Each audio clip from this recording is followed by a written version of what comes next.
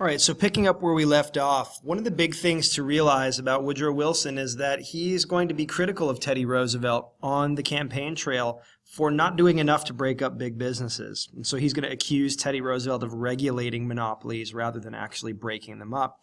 So his program, Wilson's program, he's going to title it The New Freedom. So he's going to take a page out of Roosevelt's book on this one. And his program is going to be designed to more effectively break up large trusts. And because he's more ideological and because he's more of an idealist rather than a pragmatist, he's going to basically stick to that concept of big businesses need to be broken up. Whether they're good or bad, they need to be broken up. And so you're going to see more aggressive measures used in the Wilson administration to go after big business. Here are some examples of some of the policies passed as part of the New Freedom. The first one is a reduction in tariffs called the Underwood Tariff of 1913. And what this does is it cuts tariff rates in half because Wilson saw tariffs as something that hurt consumers but favored big business. Why? Well, because tariffs make products more expensive. Think about it. If you can't buy products from foreign countries that might be cheaper or might force American companies to charge less, it's hurting the consumer. But it's really good for the big business. Now, the flip side of that is that if you bring in foreign competition, then that might mean it hurts American workers because they either have to lay them off because the businesses can't compete anymore, or maybe their wages go down because now they've got to be able to compete against the cheaper foreign goods that are coming in. But Wilson made the calculation that high tariffs were favors to big businesses, and that lower tariffs would make big businesses more accountable and would give consumers more options. Another one, which is really controversial even to this day, is the establishment of the Federal Reserve System.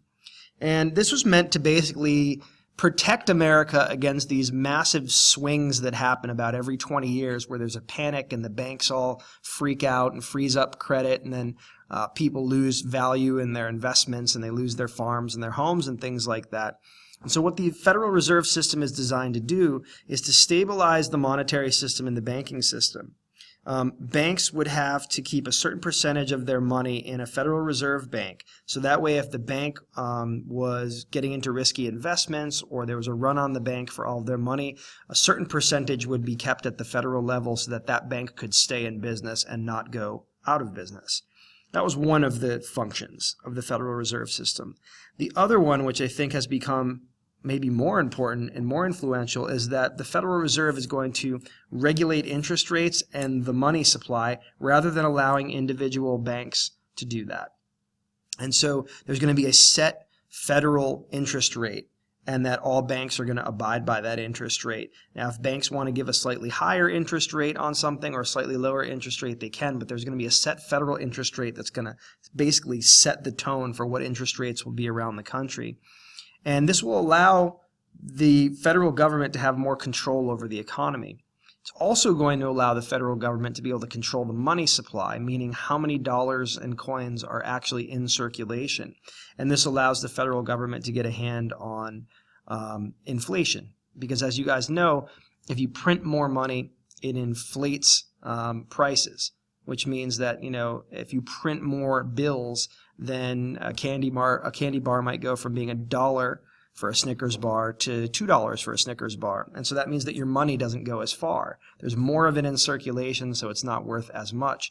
By having the Fed control how much money is in the circulation, it allows them to keep the value of that money stable or relatively stable. And so if they see prices creeping up, they can manipulate the money supply to get a handle on inflation. If they see prices going down, they can print more money to try to even things out. So it gives the federal government an incredible amount of control over how money is valued and how money is distributed and how interest is built up. And so this is the first time that we're going to see the federal government have this much direct control over the economy. I apologize, my last point here got cut off a little bit, but it should be in your slide packet. The Clayton Antitrust Act of 1914 is the strongest anti-monopoly legislation that we've seen in the country so far. And it does way more than what the Sherman Antitrust Act did, which you might remember was originally used to break up labor unions, but then Teddy Roosevelt used it to go after big business monopolies.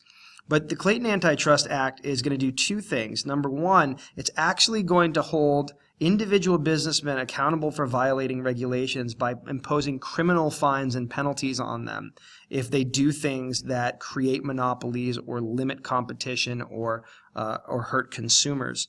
And then they're also going to use the Clayton Antitrust Act to get rid of the practice of interlocking directorates. And you might remember that that was one of the things that J.P. Morgan really mastered, which is that you basically get yourself on the board of directors at several different companies, and you get your friends and allies on those same boards. And basically it allows companies to price fix and to talk to each other and to collaborate so that they can make sure that they're maximizing their profits. This is obviously good for business, but not so good for consumers.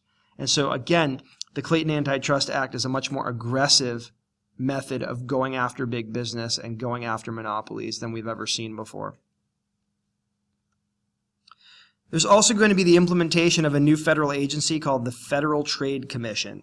And basically what this is going to do is it's going to be a government watchdog agency that's going to keep tabs on business deals to make sure that there is competition in the marketplace and also that companies are not doing things that will allow them to get too large or too influential in any one market.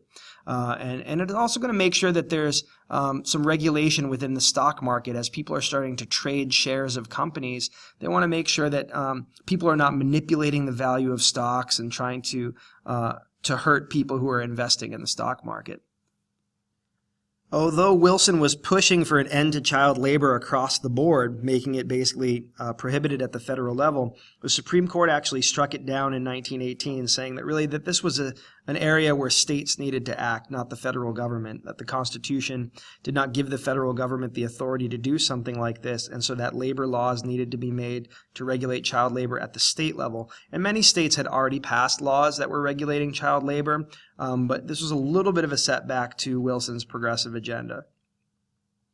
Also, he supported mandatory workers' compensation laws, and again, a lot of those laws varied across the country, but again, workers' compensation says if you get hurt at work, if you become disabled or even get killed as a result of an industrial accident, and it's found to be the fault of the company, they're negligent, they do something or they don't do something which eventually leads to you being hurt, and it was all a job-related injury, you could be paid a large sum of money, maybe to take care of your medical expenses or to make sure that you can stay in your apartment or your house even when you can't work.